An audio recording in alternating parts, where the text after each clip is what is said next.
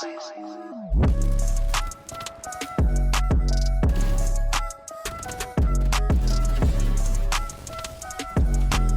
Lethal Gaming Gear Venus Pro is a hybrid pad that gives the likes of the Aqua Control 2 a run for its money. The XL dimensions come in at 490 by 410 millimeters, and the square comes in at 500 by 500 millimeters. The base of the pad has authentic pour-on foam, which is a very glossy, rubbery type consistency that sticks on surfaces better than regular rubber bases. The surface is an abrasive type fabric with stitched edging engineered for fast and high octane speed while providing the stopping power to precisely flick onto your enemies. The XL's MSRP is at $49.99, but they have been running a sale for the past 2 months, so it's at a whopping $37.50, which puts it at a very attractive price point considering its competition. Speaking of, the Artisan Hayate Otsu Extra Soft is around $60 or out of stock in other places. And considering that they are very comparable for almost half the price, it's safe to say that the Venus Pro has this outing in the bag. However, the pad with almost identical specs and pricing is the infamous Aqua Control 2.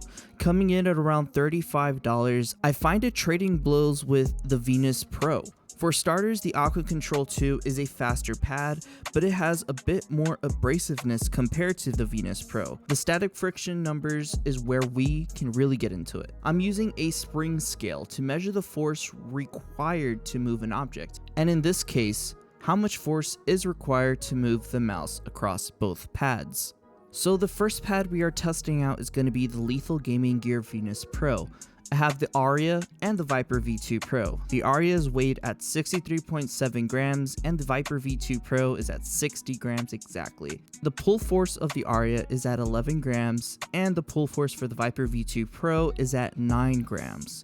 However, when we switch over to the Aqua Control 2, things definitely get interesting. There is only 10 grams required on the Aria and 8 grams, well, a little bit more than 8 grams required to move the Viper V2 Pro. With those numbers, it's fairly obvious to say that the Aqua Control 2 is a little bit faster compared to the Venus Pro. However, let's get subjective. Personally, the Venus Pro has more control than the Aqua Control 2. It has a very plush feel to it, and depending on how much downforce I placed the mouse on the pad, yielded much better control compared to the more stiffer Aqua Control 2. Not only that, the stitched edging didn't protrude as much as the Aqua Control 2, and as a result felt less invasive, making the stitched edging slightly thinner than the 3mm pad. However, one thing still bugs me over the course of 6 months of owning this Venus Pro, and that's the durability. For it being one of my more newer pads, it is unfortunately looking like one of the oldest. You see, I don't really wash my pads and instead rely on a lint roller. I clean my mouse pad at least twice a week with this roller as to not ruin the performance you typically get with soapy water. All my pads are in perfectly good condition and I haven't noticed any performance issues with this cleaning method, except the Venus Pro. I feel like it picks up dirt a lot more faster than other pads, and it's almost visibly dirty on top of that. And I'm starting to notice the bottom portion of the stitch edging is starting to fray a little bit. Now, once we go back to the Aqua Control 2, it still looks brand new, even after almost a year and a half of owning it. But despite all that, I still prefer Titanfall 2 on the Venus Pro. So, what pads are you guys using?